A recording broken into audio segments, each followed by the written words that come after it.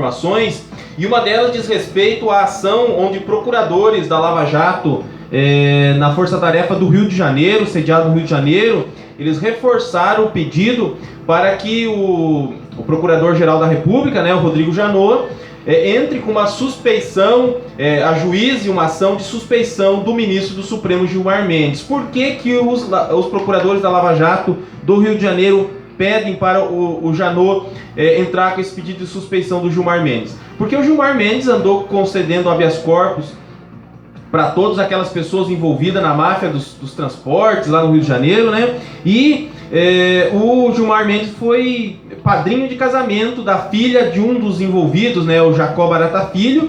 Então, no entendimento dos procuradores da Lava Jato, é mais do que suficiente para caracterizar que ele não tem condição de fazer um julgamento isento. Não significa que os procuradores estão dizendo que ele é desonesto, está sendo vendido ou coisa do tipo. Mas, no mínimo, ele é suspeito para julgar com isenção, João Márcio?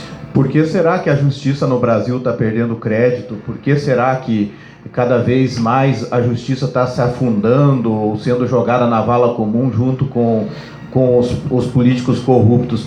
Porque esse tipo de atitude que a gente vê aí do judiciário, que faz um manda, outro desmanda, o judiciário agindo aí com compadrio, o compadre, porque acabou sendo padrinho de casamento, daí eu posso liberar, eu não gosto daquele, aí eu posso condenar, eu sou chegado desse ou daquele, então esse eu vou isentar. Então as coisas ficam bastante complicadas, e a gente que imaginava que a justiça, ou que tinha esperança ainda que a justiça resolvesse alguma coisa, infelizmente a cada dia que passa a gente vê cada vez mais informações, e a alta corte da Justiça Nacional, na figura do seu Gilmar Mendes, liberando todo mundo, porque ele não liberou só o Barata, ele liberou, fez aqui a festa de liberação quase de todo mundo que estava envolvido nessa máfia dos transportes lá no Rio de Janeiro. O seu Gilmar Mendes fez uma limpa geral, mandou todo mundo para casa, tirou todo mundo da cadeia.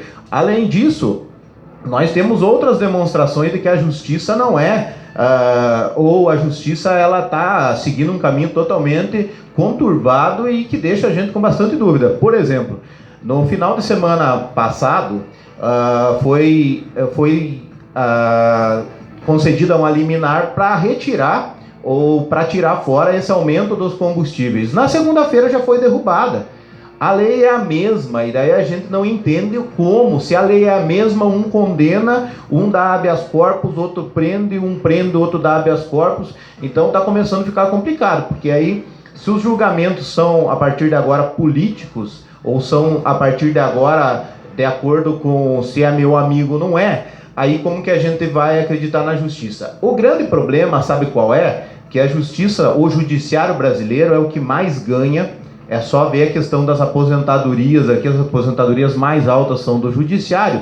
Então o judiciário foi pedindo, ou sempre tendo por parte do legislativo e do executivo, todos os benefícios possíveis, e acabaram ficando todos no mesmo barco. É tudo classe dominante do Brasil. Eles representam ou seguram as pontas dos poderosos. E aí a gente não pode imaginar que a justiça brasileira salve a pátria ou salve o povo. Eles estão salvando a si próprios quando cada vez mais pedem aumentos e mais aumentos, cada vez mais tem auxílio moradia, auxílio isso, auxílio aquilo, e aí acabam ficando com padres chegados desse ou daquele. A prova disso é a gente ver ligações aí do Aécio Neves pedindo favor para o Gilmar Mendes para ligar para um senador ou para outro, que há tempos atrás nós divulgamos aqui também. A prova disso é que, por exemplo, aqui no estado do Paraná, o governador Beto Richa, o Francisquini, esse secretário de Segurança, foram inocentados sobre a ação do dia 29 de abril,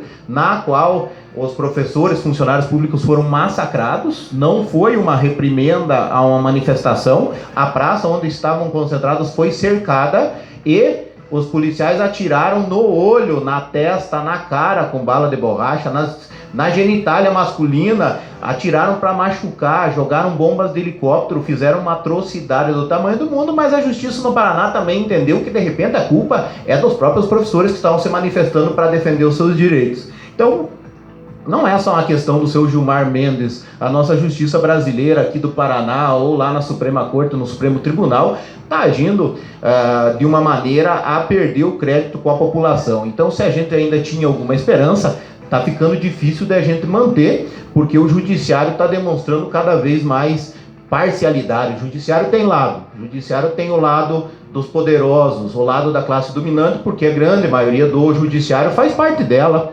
Então, defender o povo é secundário. Quem se lasca no Brasil é quem comete crime pequeno e é pobre que não tem dinheiro. O resto, só dá uma ligadinha pro compadre, dá uma conversadinha para cá e para lá que sai livre. Então, infelizmente, essa é a realidade, triste realidade do nosso Brasil. João Márcio, até você falou dessa questão do mais pobre ser sempre punido com rigor, enquanto que as pessoas com dinheiro, que podem pagar bons advogados, não. Tem uma frase de um autor, se eu não estou enganado, ele é uruguaio, né? O Eduardo Galeano, que diz que a justiça é como uma serpente, só morde os pés descalços. Ou seja, se você roubar uma caixa de leite no supermercado, eu não estou dizendo que isso seja certo, muito pelo contrário, é errado. Mas se você roubar uma caixa de leite, você é preso e jogado num presídio. Agora, se você roubar milhões de uma estatal, aí você ganha a prisão domiciliar num apartamento de luxo. Mas se você tiver um compadre no Supremo, né? Ou se você tiver um chegado para quem você possa ligar, ou você tiver aprovado aumento salarial ou algum auxílio por judiciário, aí a chance de você se livrar é grande. Como o povo brasileiro não tem compadres no Supremo e nos tribunais por aí, o povo brasileiro está assistindo essa verdadeira palhaçada. Então, quem tinha alguma esperança, alguma coisa precisa mudar muito radicalmente para que a gente volte a ter, porque a coisa está bastante complicada. Com certeza, João Márcio.